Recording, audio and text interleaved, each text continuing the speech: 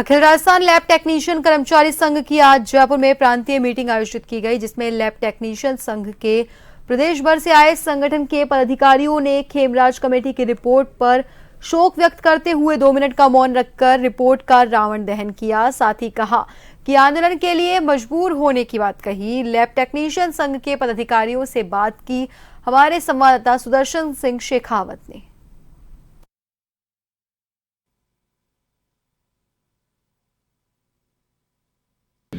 राजस्थान के lab technician एक बार फिर एकजुट हुए हैं। राजधानी जयपुर में वो जुटे हैं और इस बार जो एजेंडा है वो ये है कि जो खेमराज कमेटी है उसमें इनको कुछ नहीं मिला है।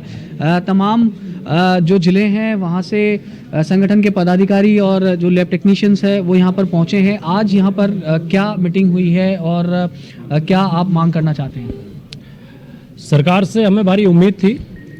डीसी सावंत कमेटी के बाद खेमराज कमेटी, दोनों कमेटियों की रिपोर्ट आने की उम्मीद थी। खेमराज कमेटी की रिपोर्ट जो वर्तमान में अभी लागू की गई है उसको लेकर के हमें लग रहा था कि 1987 से लेकर के वर्तमान समय तक लैब टेक्नीशियंस के साथ में जो नाइंसाफ़ी हुई है खेमराज कमेटी उसमें इंसाफ करेगी। लेकिन बड़े दुख के साथ में आज हमें मीटिंग आयोजित करनी पड़ी यहाँ पर कि 4 दशक बीत गए और 4 दशकों में से जहाँ एक लैब टेक्नीशियन सुबह के मरीज की रिपोर्ट शाम को दे देता है, लेकिन सरकार 4 दशकों से हमारी वो रिपोर्ट नहीं दे रही। आज कितनी खेद का विषय है कि जब सरकार को जिन कैडरों को बढ़ाना होता है, टेबलें थपथपाई वहाँ उनकी बढ़ा दी जाती हैं, लेकिन अगर लैब टेक्नीशियन को देने की बात आती है, कोविड का टाइम था, इनको बड़ी उम्मीद थी लैब टेक्नीशियंस ने और हम उम्मीदों पे खरे उतरे। आईसीएमआर की गाइडलाइन थी, ईएनटी चिकित्सक वो सारा काम करता, लेकिन सरकार के पास डॉक्टर नहीं थे, वो काम सारा लैब टेक्नीशियन से कराया गया। जब संक्रमण भरा काम बात आती है तो लैब टेक्नीशियन से याद आते हैं, लेकिन अगर ग्रेड पे और विसंगतियों को दूर करने की बात आती है तो लैब टेक्नीशियंस को सिरे से खारिज कर दिया जाता है। इसकी आज घोर निंदा की गई है इस मीटिंग के अंदर। और खेमराज कमेटी की होलिका दहन नहीं किया गया, यहाँ पे रावण दहन किया गया है, जिसमें अन्यायपूर्ण रिपोर्ट लागू की गई है। इसको लेकर के आज पूरे राजस्थान के लैब टेक्नीशियंस में भारी आक्रोश है। इसको लेकर के आज मीटिंग आयोजित की गई है और बहुत जल्द राजस्थान के लैब टेक्नीशियन आंदोलन की रूपरेखा तय कर ली गई है और सड़कों पे दिखाई देंगे। जी, तो आप क्या इसमें सोच रहे थे कि जो ग्रेड पे है वो बढ़नी चाहिए थी या क्या पदनाम बदलना चाहिए? बिल्कुल, हम पूरी तरह से आश्वस्त थे। हमने पूरे पुरजोर तरीके से हमारी न्याय संगत मांग खेमराज कमेटी के सामने रखी थी और आश्वस्त थे कि निश्चित रूप से हमें ग्रेड पे 4200 या ग्रेड पे 3600 हमें इस रिपोर्ट से हमें मिलेगी।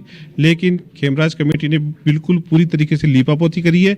आज की तारीख में लैब टेक्नीशियन संवर्ग सबसे ज़्यादा शोषित संवर्ग है, सबसे ज़्यादा काम कर रहा है, सबसे ज़्यादा रिस्क में काम कर रहा है, फिर भी सरकार इस तरफ बिल्कुल ध्यान नहीं दे रही है। तो आगे आंदोलन की कोई? बिल्कुल, हम निश्चित रूप से यदि सरकार हमारी मांगों को पहले हम गांधीवादी तरीके से उठाएंगे, सरकार यदि हमारी मांग नहीं मानती है तो निश्चित रूप से हम आंदोलन की रूपरेखा आज बना रहे हैं और आंदोलन की रूपरेखा तैयार कर ली गई है, आंदोलन करेंगे हम। जी, तो बिल्कुल साफ तौर पर ये सरकार पर मांग है कि 4 दशक से ज़्यादा यहाँ पर बीत चुके हैं। जो लैब टेक्नीशियन सुबह की रिपोर्ट मरीज को शाम को दे देता है, 40 साल से उनकी जायज़ मांगों को अटकाया जा रहा है और अब अगर ये मांग पूरी नहीं होती तो लैब टेक्नीशियन एक बार फिर से सड़कों पर उतरेंगे और उग्र आंदोलन करेंगे।